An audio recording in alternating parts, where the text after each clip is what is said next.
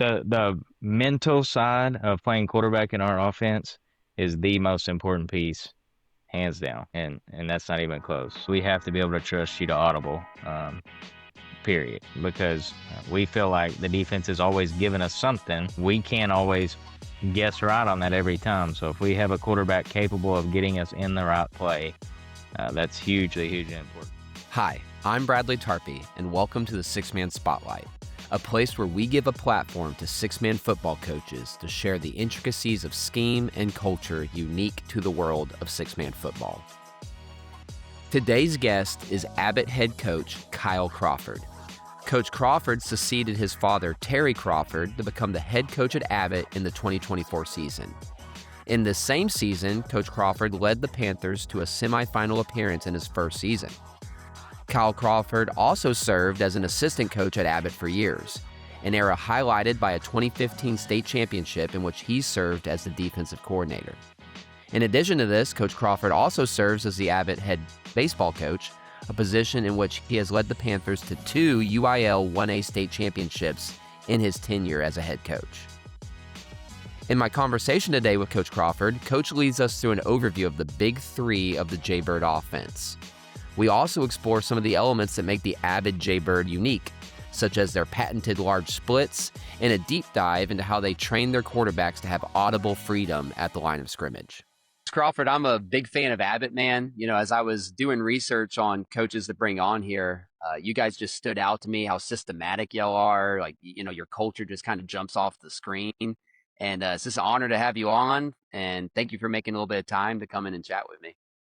Yeah, for sure. Always enjoyed talking ball and representing our program. And, you're exactly right. It's a system. That's what we try to bring these kids up in it and Abbott. And starts all the way down to our youth program and getting that instilled through middle school and having them ready to roll in high school.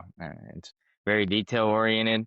I think that's a big separator in the game is little things and footwork all the way down to stepping with the correct foot and things like that. We take a lot of pride in and kind of sets us apart in terms of the way our system operates. So it's a lot of fun when you focus on all those little parts and then you get them all put together into hopefully a really nice end product for people to watch and our kids to get to play in. So thanks for the opportunity to do it. And like I said, always enjoy talking ball. So.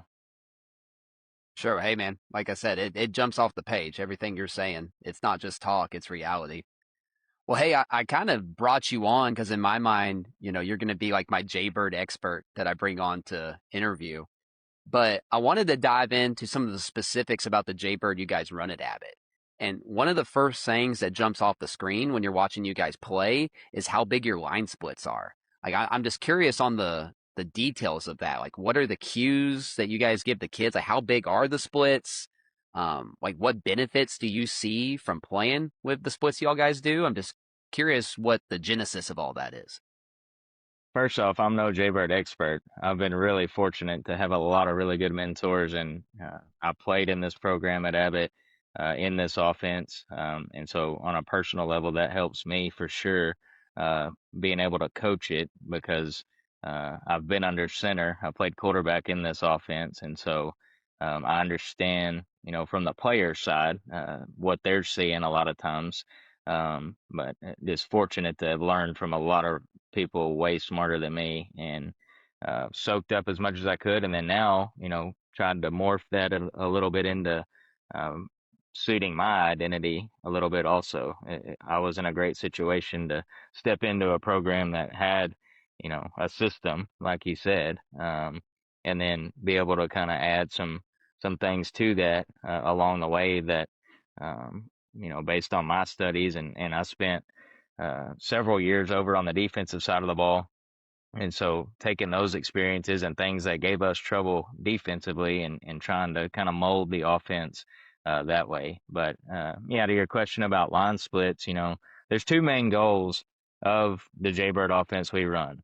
We want to stretch the defense, stretch the field horizontally and vertically.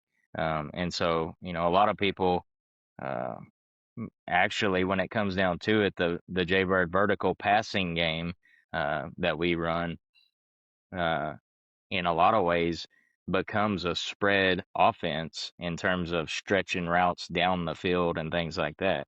But we're based out of a tight formation, so at the root of it, we want to stretch the field horizontally, stretch the field vertically, and foundationally, one of the first ways that we can stretch the field vertically before horizontally, um, before the snap ever, takes place is line splits. And so, our general rule is 2 yards. That's kind of a starting point. Um, and a lot of people are fearful of that. The easy thing to do is for the defense to slide somebody in a gap and just send him hard. Um, and so we have some rules and some guidelines for our kids when it comes to that.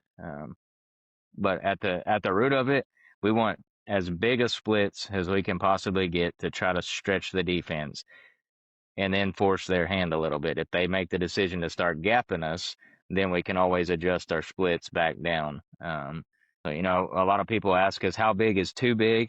Our general rule of thumb is as big a split as you can get and still be able to get a down block if the guy jumps in the gap at the last second. So, if that guy's staying head up with you all night and I'm playing, we call it the guard, that's the middle of our line. Okay. If he's going to stay head up with me all night, I'm going to stretch him 2.5, 3 yards, 3.5, whatever, and as we're doing that, now we're making the hole bigger to run through. And so now the minute they jump in the gap, then, we have to be smart enough to cut our split back down a little bit and be able to get the down block because penetration does give the offense trouble. Gap penetration can't happen. And so, our kids understand at the root of it, I'm going to get as big a split as I can to still be able to get a down block. There's a lot of people out there that um, kind of guess what we're running based on our line splits. Um, uh, there may have been some tendencies. We're going to stretch them on certain plays at times, um, but really that's more dictated by what we're seeing across from us, and our kids know that. There's probably, very few times where we have a certain play, if ever, tagged to have massive line splits. So that's just kind of a feel thing on our kids in the course of a game. But yeah, at the root of it, it helps us stretch the defense horizontally. For anybody who has an 11-man background, if you study the Mike Leach air raid offense when he was at Tech, they kind of, shook the game up a little bit. They went to wide line splits. And at that level, one of his basic goals was to spread out the defensive front. And he got defensive tackles and ends having to widen out to maintain, rush lanes. So, simply that, if we can spread the defense out a little bit, now we create bigger gaps and holes for us to run through. The as we're still kind of digging into who y'all are fundamentally, I'm curious when you're deciding personnel wise who's going to play what position on your front line. Like, what are you looking for in a center? What are you looking for? You called it a guard. I'm not exactly sure what you call the player outside the guard. You call him a tackle. You call him a tight end. But what are you looking for in a perfect world for those different positions? So we call our center, and then we have the guard, and then we call our end the split end. Um, and so that's the guy we can utilize to split out. When we go to wide right and wide left sets, we can, move him around a little bit. Um, you know, Ideally, in a perfect world scenario, the best overall is going to play guard typically for us. Ideally, we want somebody with a little athleticism, good hands that can catch the ball. A little speed is nice to stretch the field vertically. If you study us at all, that's, the guy typically running a lot of vertical routes. We're trying to scheme up ways to get the ball in his hands underneath. Somebody dynamic after the catch is fine. And he's got to be our best blocker because you're going to see the most different things at that spot. He's going to have to be able to down block in the gap, so he's got to have a little lead in his britches. You're going to get some guys head up with you, so he's got to be able to use technique, be quick off the ball. So that's probably got to be the most. Uh, I don't want to say complete necessarily because they Mm-hmm. all got to be complete, but that's the more athletic type of guy. Now the center, we've had about every type of center you can imagine in the offense. You can, take a bigger, nasty, physical guy. Our center, not this season, but the season before on the semifinal team was a stocky, 5'10", kind of 210-pound kid that was pretty nasty and loved to block. Wasn't blazing fast, but could catch the ball enough. Um, and then we've had centers in the past, honestly, that were probably our third or fourth running back on the roster. They could have played running back just as easily as they played center. And if you have an athlete at center that can also block, that can be a game changer in the offense. And a lot of people just stick the, biggest, slowest, probably guy there. And we would take a 150-pound athlete, that can do some different things. You can run into some issues there, schematically if a defense wants to play head up on him and just bull rush him and use his size against him. But, that there can be a couple different guys there. And then split in for us is usually a guy that can block in space. Because more times than not, he's going to be working down second level. We had a really, really good one 2 years ago. He was about, I don't know what, 5'9", a buck 60, if that, but understood angles downfield really, really well. Could catch the ball a little bit. So, and you can do a lot of things with that split end position. You can move them around, split them out, kind of dictate to the defense. But um, honestly, if I had to put a ranking for us, it would be guard, center, split in would be the order that we would feel like we need to address Mm-hmm. up front. Yeah, it seems consistent with a lot of the Jaybird teams that we run into. It seems like a lot of times that split end's kind of the weakest link. Not saying that's the case in your situation, but it does seem like the last of the order that teams fill out. Oftentimes, it's more of a receiver body, I find, with the teams we play anyway.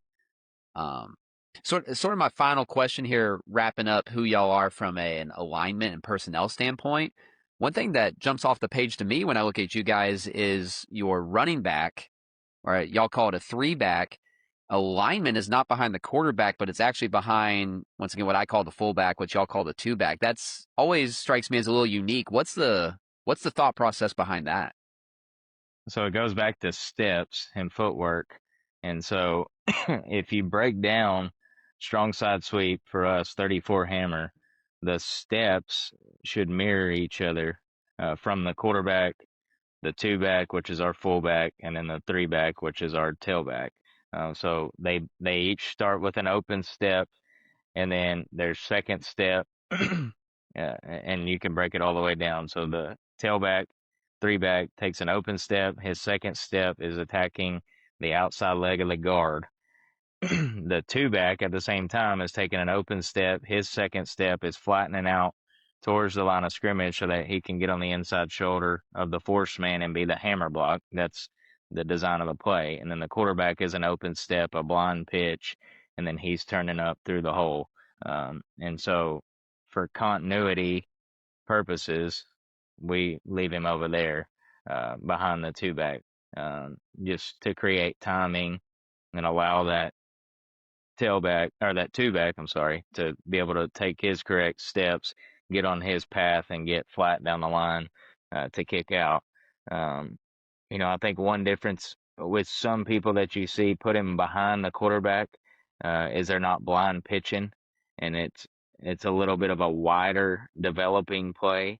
Um, the way we run it, if he was directly behind the quarterback, uh, the two back would have no chance of beating him to the hammer block. And so from a timing standpoint, we leave him over there um, behind the two back. Gotcha. Okay. Well, and that's actually a great segue because I want to get into what seems to be commonly called the big three in the Jaybird offense. And you even brought up Hammer, so why don't we stick with that topic? And still talking like you guys specifically, it seems to be a divide in the Jaybird teams on who the kick out player is and who is the lead player. And for you guys, I noticed that the quarterback is the lead player and the two back who's actually on the backside of the play is the kick out. I'm curious why you guys decided to go that direction. What are the benefits of blocking Hammer that way? So at the root of it, so we don't have two guys crossing paths. So if we're all in sync, I don't know if we need a whiteboard or something Yeah. here, but Uh-huh. at the root of it, so if this hand is the quarterback, this hand is the two back, they should stay on parallel, however that looks, paths, and then the quarterback for us is turning up through the hole while the two back is kicking out. So in the event that you're kicking with your quarterback, you now have these two guys crossing paths. Also, the style of defense we're getting a lot now to take away Hammer, either people are gapping us to try to take it away and just get instant penetration, or people have gotten way, way better at, we call it a strong side defensive end. That would be the guy head up to outside of our split end. Used to, I feel like people have evolved and gotten a lot better at this against Hammer. Instead of that guy just getting up the field and trying to get penetration in the backfield, which in reality is the easiest Hammer block we have. Now we can get on his inside and kick him.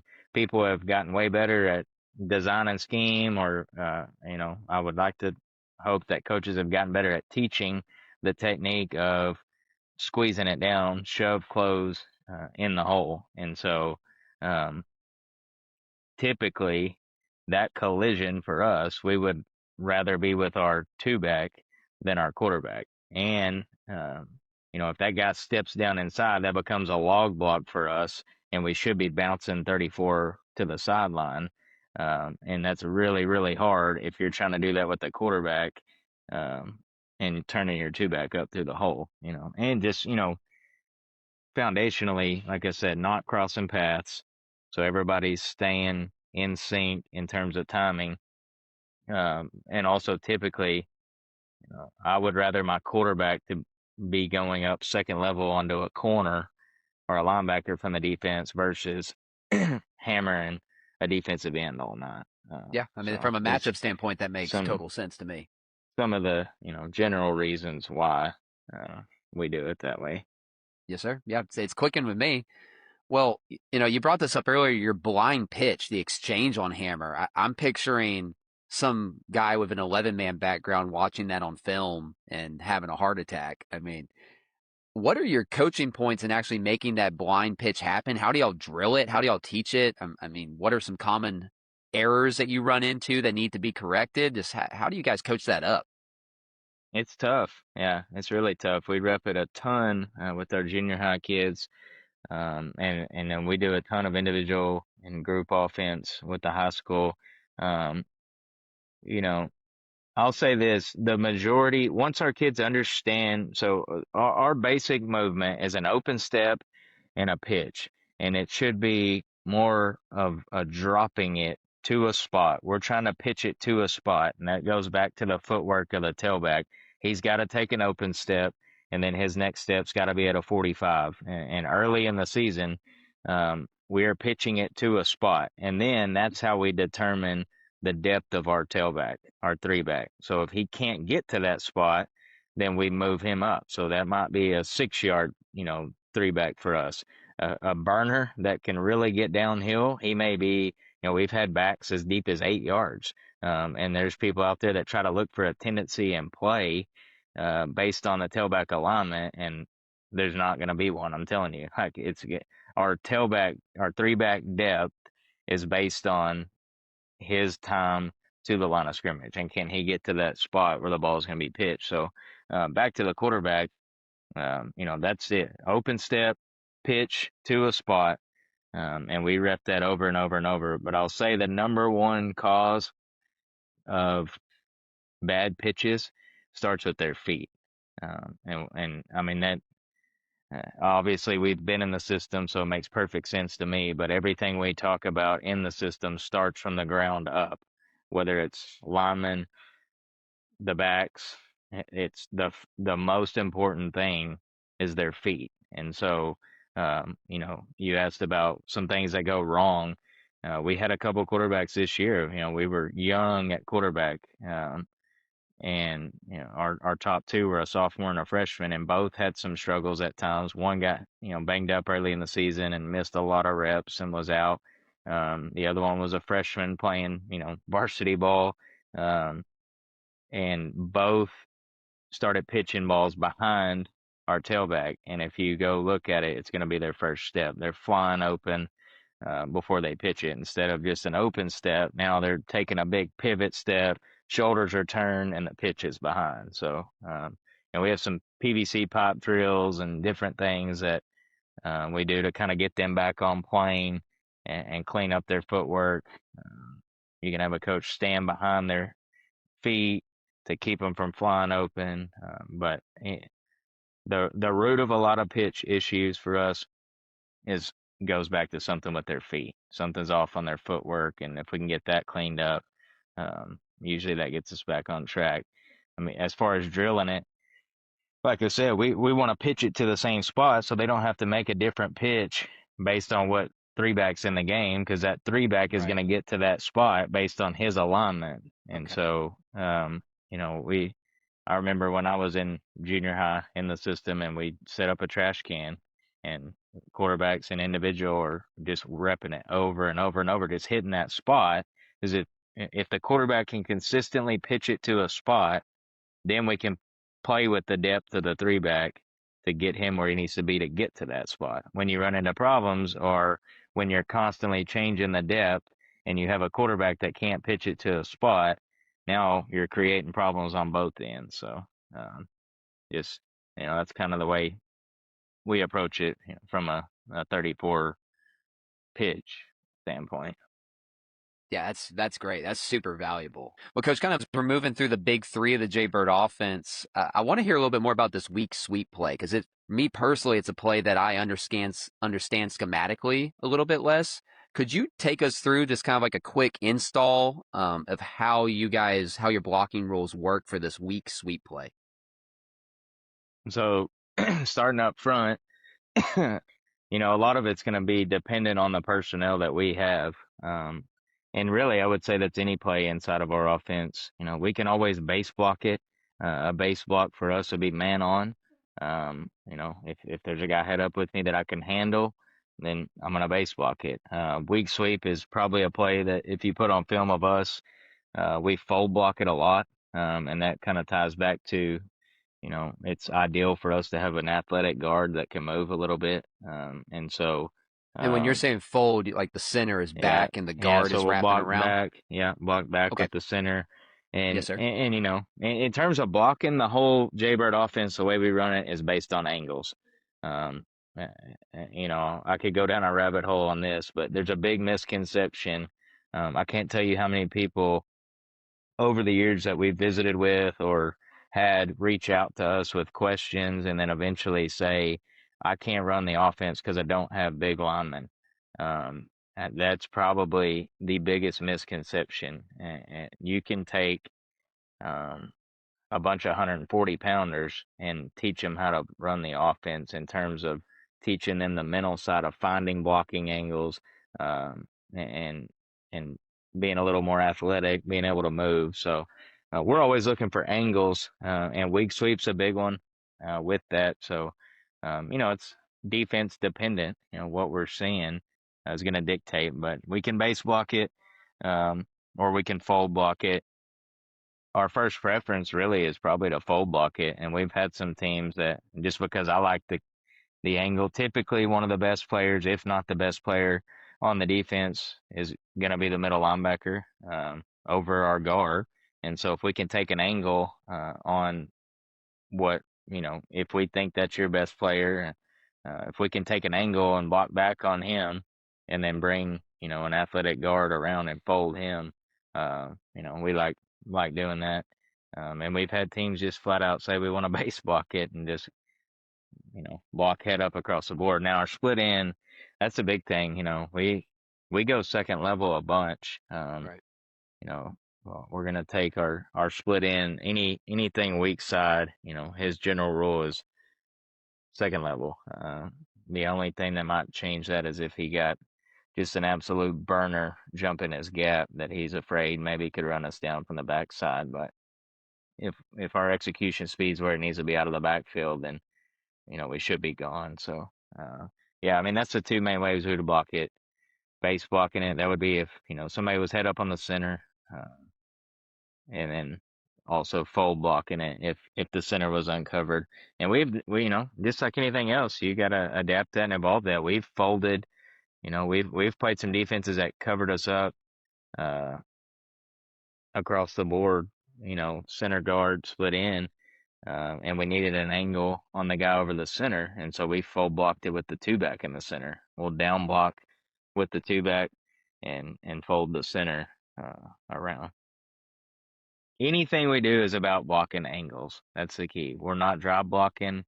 Now, I mean, we have packages where we're going to get in and just try to mash if we jump in a T set or something like that, but there's still technique behind it.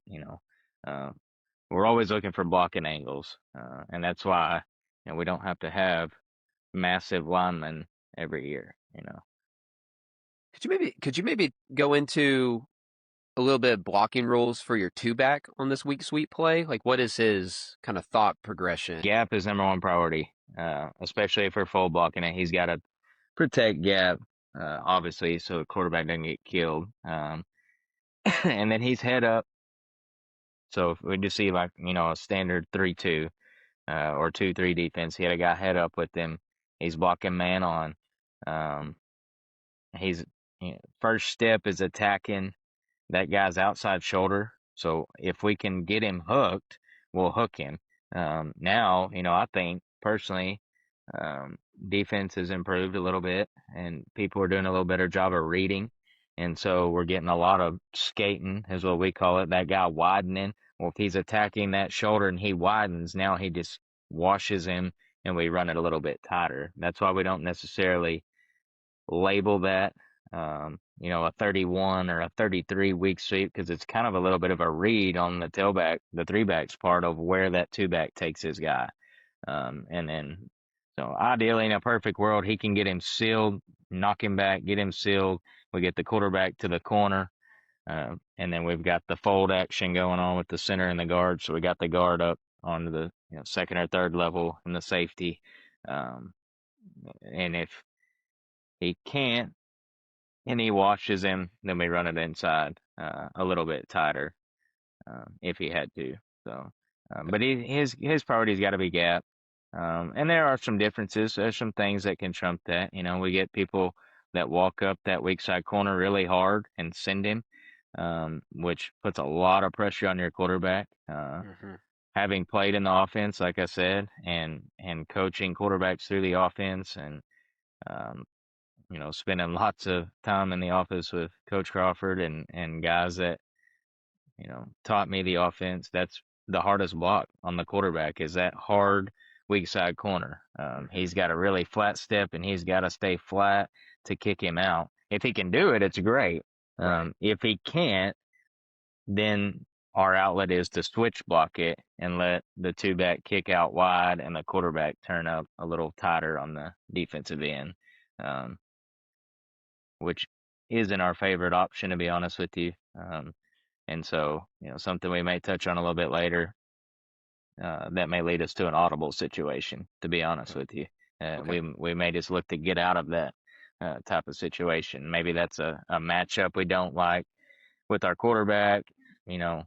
Maybe the weak side end is really, really good and we can't afford to switch block it and have our quarterback on him, whatever that is. There could be something going into it that triggers an audible potentially or something based on a look we get. But yeah, that would be his general gap. He's got to protect gap, man on, and then we can switch block at our second level depending on what the defense is doing. Yeah. Yeah, it makes total sense. I mean, it's a really explosive play. A lot of times when we're game planning for a Jaybird team, that's one of the main plays we're trying to take away. So it It's kind of, simply I makes, would say, yeah, the last few years, I would say it's probably been better for us than Hammer, to be honest with you. And there's a little, the weak side is, I love the weak side of the offense, honestly, because it really puts a lot of stress on weak side corners, especially when you get into we call it option left. Some people call it three pass. Jayton runs a ton of it. It's really, really hard on that weak side corner. Even our kids see it a lot throughout the year. And you could ask anybody who's played weak side corner for us and the way we read defensively, what's the toughest play to defend? And they would all say option left.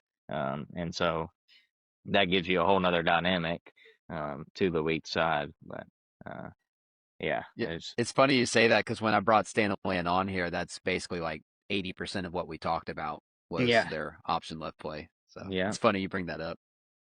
Well, I got one more question about the big three here, and it's talking about this fullback or this two back dive. I mean, do you guys see this as a foundational play in what y'all do? Is it more of like a gotcha versus certain defensive looks? I guess the question is, how does that fit in y'all's offensive identity? percent. Yeah, we've had teams that I would say it's number one out of the big three. So for us, you know, at the root of it, we need to establish the strong side or the weak side in the middle of the field. And so, if we can establish all three, it's really fun. But typically, teams are going to take away something from us. You know, for years and years playing Abbott, it was hammer, hammer, hammer. And so we were seeing people load up on the strong side to take away hammer. And then we just had a field day on the weak side. And then we had people taking away the weak side. And so we attacked the strong side. Quick dive, we call it quick dive, 20 quick dive. Um, is arguably can be one of the most explosive plays in the offense. It stresses the middle of the field. Um, we hit. It's not unusual for us to hit big plays on um, probably the simplest play we have. So no, it's not a gotcha play. I will say quick dive is an unbelievable play to have in terms of audibling, um, because like I'm very, very straightforward with our quarterbacks, just like, my coaches were with me, my dad. If quick dive is there, audible, period. Because we'll run quick dive 10 times in a row. Like, I don't care. We can run it over and over and over. And if we're getting 5, 10, 10, if we pop one, whatever, now the defense has to make an adjustment to take away. We've established the middle of the field, and now we're hopefully setting up blocking angles for 34 for weak sweep. So they all complement each other. So, yeah, I mean, it's equally as important. And in some ways, maybe more important because it can really, really dictate um, the alignment you have to get from a defense. And we're a lot different on quick dive than a lot of people. We do a little bit unconventional things. Going back to the roots of the true Jaybird offense, the way we run it. If you watch us a lot on film, our guard doesn't block first level hardly ever. Maybe if we're like down on the goal line and or 4th and 1, and there's an absolute stud across from us. We get an inside release from our guard, and he's going second level. And when you watch on film, a lot of the big quick dives we hit are because we've beat the middle backer. We've hit it quick. The guard is up to the safety.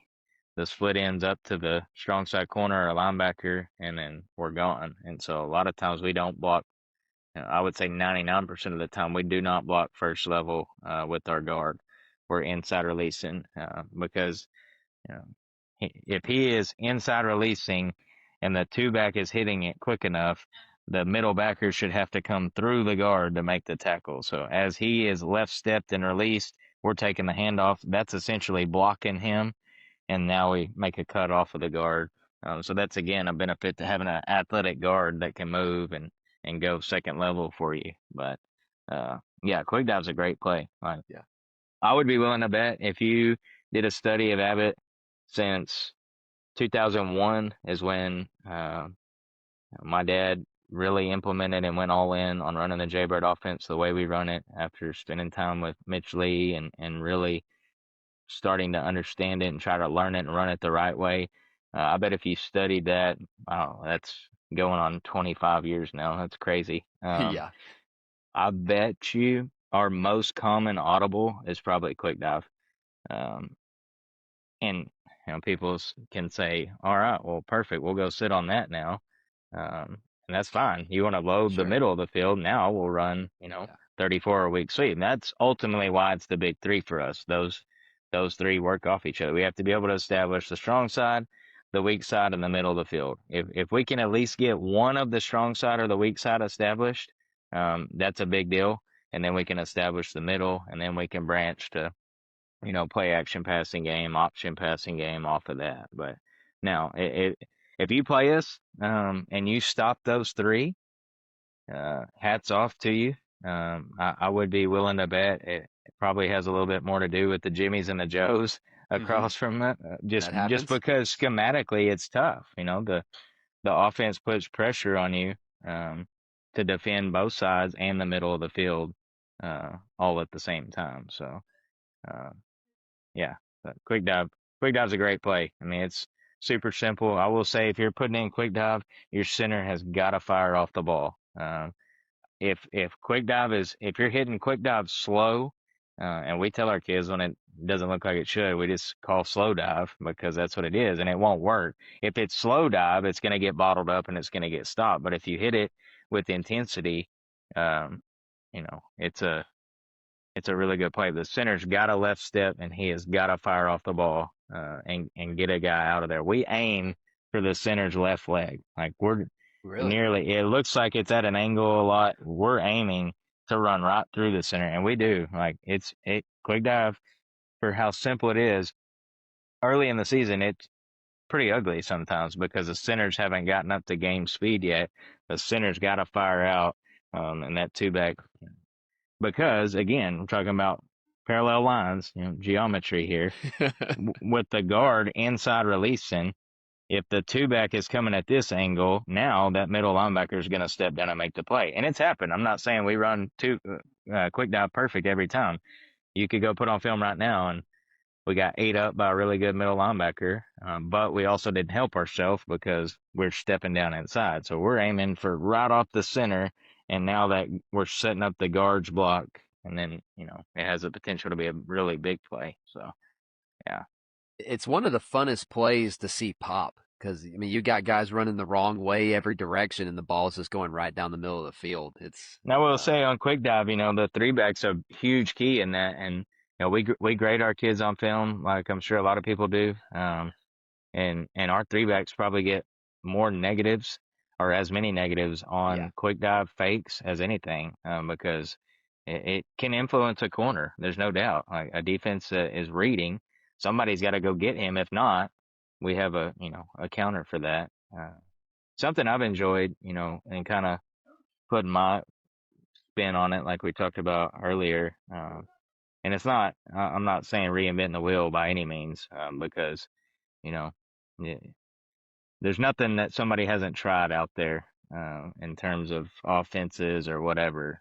That's one thing I think that makes us having a system so nice is we're gonna do what we do, but we're gonna just add to it, find wrinkles. But the play action passing game off of quick dive has kind of been a rabbit hole that I've gone down. And especially out of the wide sets, when we take our split in and split him all the way out towards the sideline, we call that wide right or wide left. Very simple. But there's some play action stuff that we've done off of quick dive that has been really fun. And so that's something we continue to explore and some other ways that uh, can can kind of branch out the passing game a little bit off of such a simple run play. Uh, it's kind of fun to play with that.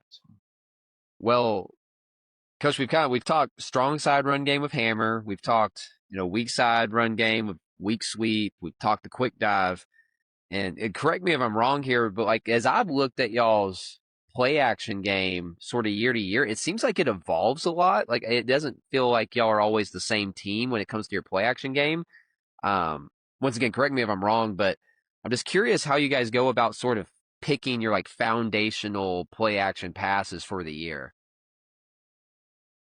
So inside of the system, foundationally, option left, like we talked about earlier, three pass, that some people call it. That's a staple. And then off of our guard trap game, guard trap, we're pretty simple. Guard trap pass left, guard trap pass right. Um, and those would be the three, right away, and then into the little pop pass, like Travis was talking about, quick dive, guard hot. Is up there for us. Just because if we establish quick dive, typically we get an aggressive safety that's walking up down into the, what would be the box for 11 man. And now we got to take advantage of that. Again, that's a benefit to having an athletic guard that can run by people. Yeah, I mean, those foundationally would be like the initial early installs to the passing game, things that we're teaching, and implementing at least variations of down to our young kids. Those would be the staples for sure. And then after that, I think, play action pass, the play action passing game depends on which of the big three each individual team is better at. So we've kind of evolved.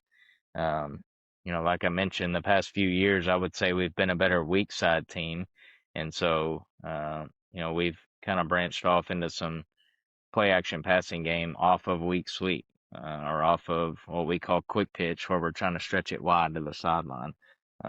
Even some tailback option type of passing stuff off of those two plays. So, yeah, I think, after the foundational pass plays of the offense that we run, the next step kind of depends on what that particular team is good at. And it's really nice if they're good at all three, then that, you can design some stuff off of all of them. But, um, I would say this, if there's a run play in our offense, there's a high probability that it has some type of play action pass coming off Mhm. of it. And you could find it on film or you may not. We may have never run it, Yeah. it may be something we ran early on and didn't like it, or I don't know, whatever that is. But if and that's kind of the way my mind operates. Maybe that's the quarterback in me because I do like to throw the ball some. Hmm. And I could almost argue that our team 2 years ago threw to set up the run. And that was kind of weird around here because Abbott was, hammer, hammer, hammer, hammer, quick dive. And we kind of would come out and take some shots early. We had a team capable of doing that and just soften people up and then really kind of assert ourselves, running the ball. So, yeah, I think the passing game is a whole lane of its own, but they gotta, like anything else, they gotta work off each other. So if we're gonna just spend the time to scheme up a run play, off of that run play, we're gonna try to scheme up something, play action wise, or even drop back off of that same action. I like it. Okay, makes total sense. Well, Coach, I want to transition now to, a reoccurring segment on this show that I call the depth chart, where I'm going to give you three options and a question, and you're going to rank the options off of their importance to you. Ready to jump into it? All right, let's do it. All right, cool. Okay, so this is funny enough since I'm talking to a former quarterback at Abbott.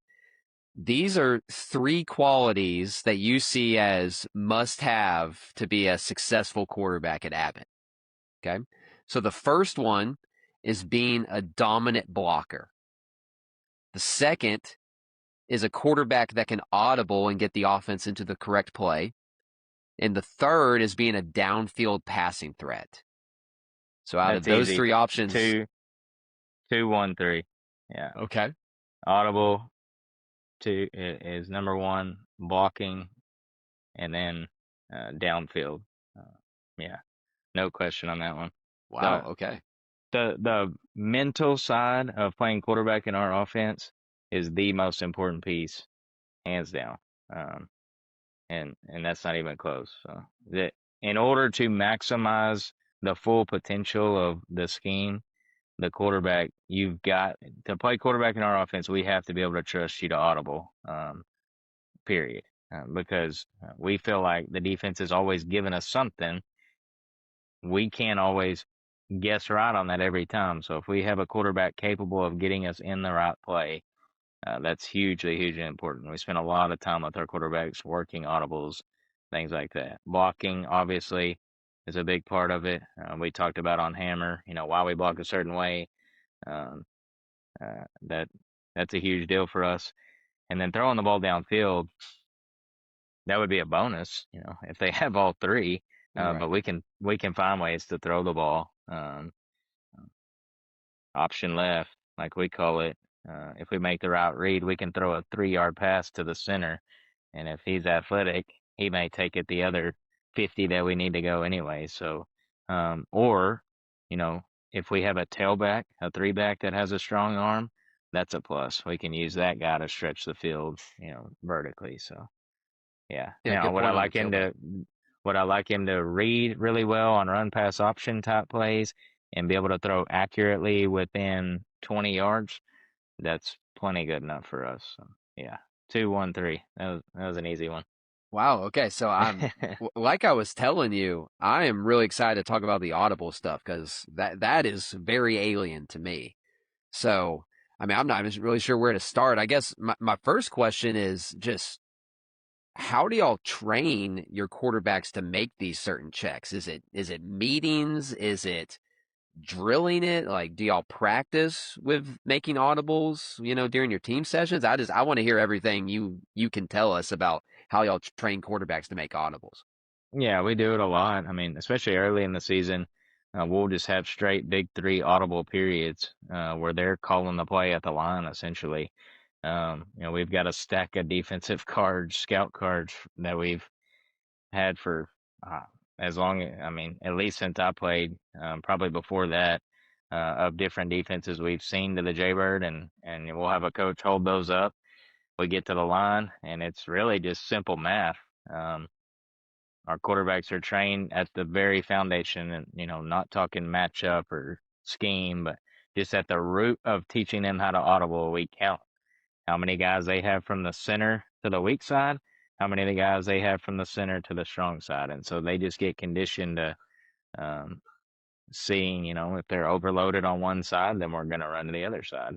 If the middle of the field, like we talked about earlier, if the middle of the field is wide open, then we'll run quick dive over and over and over and over.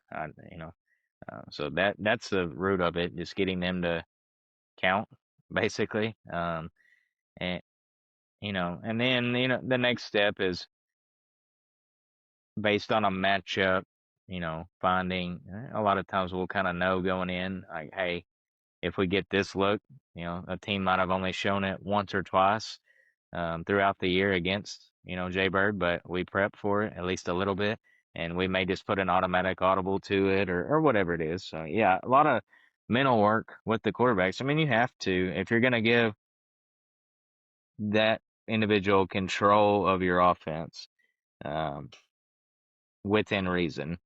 You've got to spend time developing them mentally, and we have lots of conversations with our quarterbacks, um, and differently than we would necessarily other position groups, and that's just the Hmm. nature of playing quarterback. Right. They gotta take on a little bit more. So, and that it varies. Like I wouldn't say it's a cookie cutter system. Uh, we, to be honest, when I played, I by my senior year, I had a lot of freedom, but I also went home with the coach every night and Yeah. watched a lot of extra film. Uh-huh. Now, I was out of the 6 starters on the team I played on here. We got beat in the semifinals.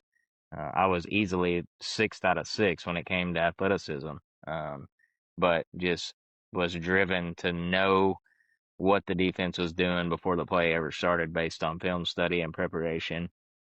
And we've had several others along the way, before me and after me, that got to that same level, that were just so in tune week to week with who we were playing, tendencies they had based on alignment, things like that, that got pretty close to full control. And then we've had some that have been younger, and we keep it pretty basic. They might have two audibles going into Okay. a week. Okay. We don't, I don't think you can just say, hey, here's the whole offense, go Right. audible. You've got to teach them and start slow. And, our junior high quarterbacks learn the big three, how to get us to those, so we can at least get to that. Now, the key in junior high, I will say, is the quarterback could see the audible and make the audible. Getting everybody else to pick up the audible is the key. So, there's times in junior high where we have 34, he audibles to weak sweep and we pitch it to nobody. Heck, there's times in high school where that happens because there is a mental component to all the other guys. So, we've had some junior high quarterbacks we had to kind of pump the brakes on a little bit in game situations until the rest of their group caught up to that. But the fun part is typically as they get older, um, you know, the more experienced teams we've had, they pretty much all came to the line and knew what was coming. They knew he was about to get us into something based on what they saw. So yeah, you got to teach it and you got to rep it, um, and you've got to, we do it in team settings. Now there's times where in team settings I'll quietly tell quarterbacks, like, we're not audibling right now. Like, I want to stay with certain plays. We're working. Yes, I know quick dive is there. Yes, I know, but we need to see if some things that we've schemed up are on. But typically we have periods where we work on just that, and then we have team sessions where we have them in play, and then other times where we're just working other stuff. So yeah, takes a lot of teaching, but it's a game changer in the offense. Some of the best plays, if you put on any Abbott film from the last 25 years, some of the best plays that you'll see were probably called by the quarterback at the line of scrimmage, and that's when the offense gets fun. I mean, this is really educational for me right now. The verbiage seems pretty consistent in the six-man world. Like, for example, if you're playing another J-bird team, I imagine you can't have your quarterback come to the line of scrimmage and say, hey, check 34 hammer, right? So, like, how do y'all have code words? How do you guys go about handling not tipping off the other team to what the play is that you're checking to?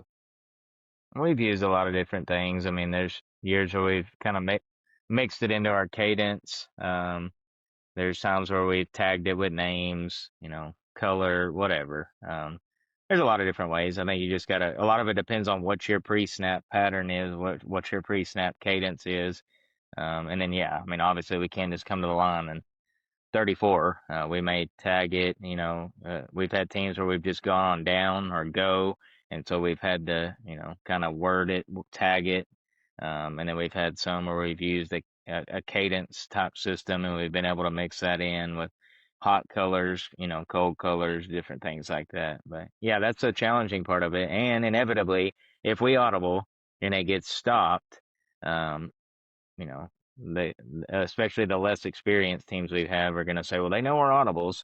Um, and you got to teach that too, because, if you're using a color number system, we've got to use 34 multiple times. The only time we use 34 can't be when we're running 34. So that's a lot. There's a lot that goes to it. And then, something I've kind of tweaked is, we've done some checks from the sideline, and that really hasn't been a big thing. That's something that uh, there. I think we have to teach our kids and instruct it all to them, but the reality is they're almost never going to watch film to the level and for the amount of time that coaches are. So at the same time, if I see something from the sideline and I can put it into their hands, we can do that also, and whether that be through hand signals or whatever. So, um, yeah, there's multiple ways you can do it. You just have to figure out what works for you based on what your pre-snap, cadence is, and then go from there. But uh, you know, there's only so many plays in a game, and so you got to make as many of them count as possible. So if we have a chance, I would never want to take it away from our team. I know that. Um, if our quarterback's prepared the way he should be, we've got to give him at least the big three to be able to audible to, and maybe, capitalize on something the defense has given us. Well, Coach, it's a good conversation when your computer dies because we've been talking so long. But man, I've had a lot of fun. It's been great to meet you. I love hearing about what you guys do, what y'all are about. And man, I just want to say again, thanks so much for having me. I've got one final question for you before we call it a night. Sounds good. Well, hey, this production is called the Six Man Spotlight. And, my mission is sort of to give a platform to six-man football coaches to share about their programs, their scheme, their culture. But I sort of want to give you the same opportunity here. Is there someone in your program, in your life, that you want to give a quick shout out, kind of move the spotlight over to them for a minute? Man, that's tough. I could shout out a lot of people. On a personal level, it definitely starts at home for me, with my wife and my kids. Um, that's where it all starts. I have a good foundation, and like we talked a lot tonight about being detail oriented, and the way we teach things to our kids, and all that. All that, goes, without being said, that takes a lot of time in the field house, and studying film and preparing and meeting with the coaches. So having a family of my own that understands that and supports that, um, allows us to be able to, uh, you know, coach our team to the fullest. And I would say the same for our other coaches and their families. Those would be the other ones. I have an outstanding staff of coaches. We've always had a lot of really good coaches here in Abbott, and that may not result in winning every game, but I think you see that in the fact that, like we mentioned multiple times tonight, really for the last 25 years ish, there's been a system in place, and there's, been people leading the way on that, but there's been a lot of really, really good coaches that have come through this program and helped contribute to winning a lot of games. And some of them have stayed here a really long time, and some kind of grew and got what they needed in a sense, and then have taken the same type of stuff to programs of their own and had success there. And, that's really cool. And now, it's really kind of surreal for me sometimes to be in this position, because, we go talk to our mentors here, and I feel dumb sometimes. Like Yeah, I I hear had, you on that. like, what am I doing? Why, this is why it looked so bad. And it was such a simple fix. The footwork wasn't right, or the timing, whatever. But then now to have been in it and learn from a lot of people way smarter than me, and be able to, return that back to other people. That's the thing. Like, there's a lot of people out there that hide a lot of information. The six-man community, I would say in general, is pretty good about not doing that. I think there's a lot of people that will share with people, and that's how we are. I mean, you know, like it or not, take it or leave it. In Abbott, we visit with a lot of people. Um, we try to help out people, because that's what we were. We got help. Uh, People taught us the right way to run the offense, um, and defense, and other things that we do. And so we feel like, we owe that to the game, and to other people to help them out. So, um, personally, definitely my family, for the support, and allowing us to try to do this at a high level year in and year out. And then professionally, all of our current coaches, that work their tails off, and buy into that system. And I think they like that too. They enjoy being a part of a system. We have new guys come in, like, man, that's one of the things that attracted me, is there's a system and a process, and I want to learn from that, and I want to add to that. And that's what we want. Um, that, that makes it really fun, when you get people that are excited to be a part of it, and then also can add some, things to that along the way. But yeah, just like I said, to start this off, always fun to talk ball, and I wouldn't be where I am if it wasn't for a lot of people spending a lot of time on helping me grow and develop, and still doing that to this day. And so any chance we get to pay that forward, our doors are open, our phones are open, and that's what we're going to do. So. That's awesome. I told you earlier, I was a fan before this call. I'm a bigger fan after, man. It's been awesome to meet you, and I really appreciate your time. For sure. Thanks for having us, and best of luck with this moving forward. I think it's great for the game. All right, guys, there's episode 2 in the books. Coach Crawford is a stud. It's cool to see a guy that young being as successful as he is. And, I feel like my audience, at least the people that reach out to me the most, are people in their 20s, people in their 30s. And I even think about myself. I don't think it's fair to call myself a young coach anymore.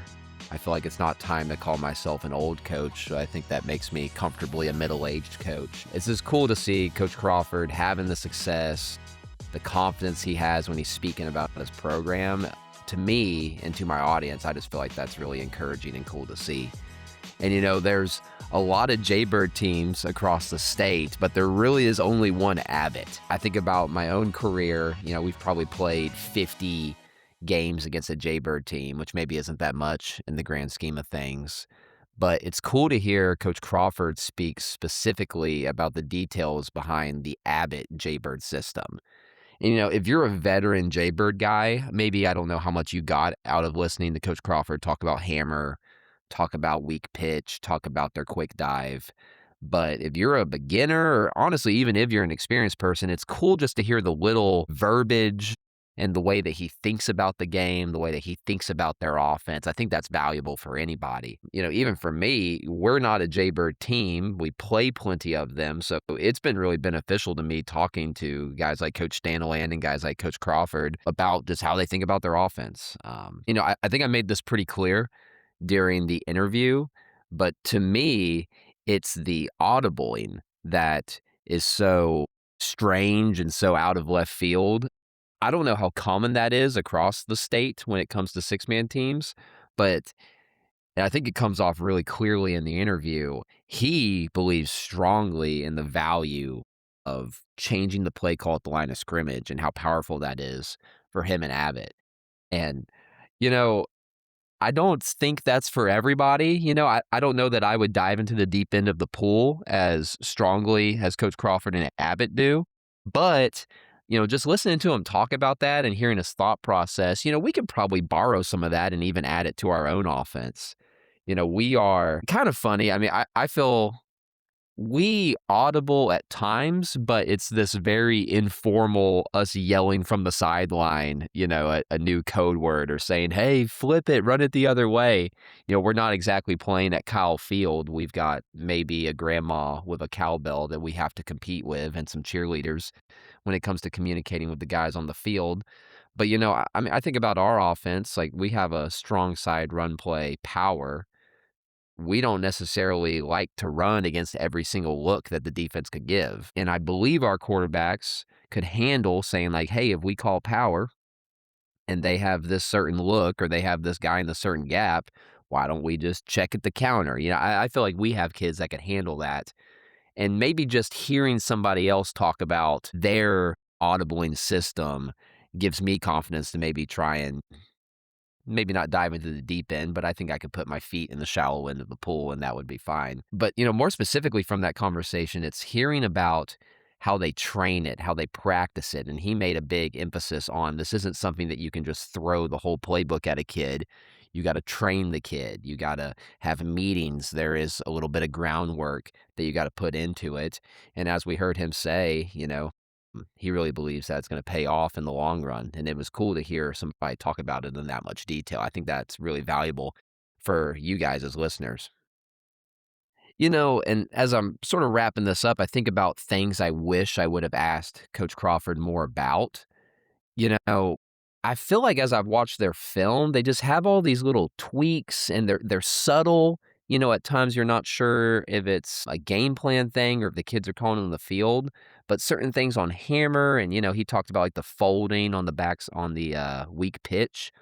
I think if I could have maybe hammered home a couple more details to try and squeeze out of him, I probably would have dove in a little bit more there. I just feel like he has such a wealth of knowledge when it comes to this offense. And, I'm trying to tap into it as much as I can. But I guess if I had it back, that's where I would have dove in even more.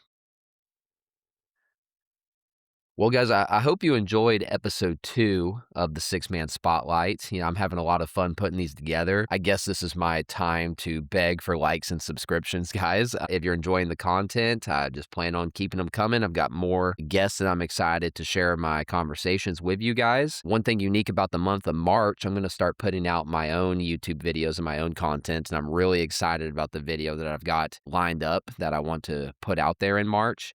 It's a defense that we ran for the first time in our career in the semifinal and state championship game, our dime defense. We were playing 2 really explosive spread teams, and we felt like our sort of base spread defense wasn't enough to get the job done. So we really took a leap of faith, and we were blessed, and it could not have gone any better. So I've got a bunch of clips from the state semifinals and the state championship game that I'm excited to put together about our dime defense, and that's going to be coming out sometime in March, hopefully in the next 2 weeks. So if you're excited about that type of content, you want to see that video, make sure and stick with me here, hit the subscription button, keep up with me on X, and I'll be sharing details about that coming up.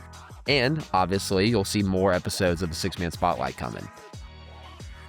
But guys, this has been great. The feedback was awesome from the Coach Stanaland video. I hope you guys enjoyed my conversation with Coach Crawford.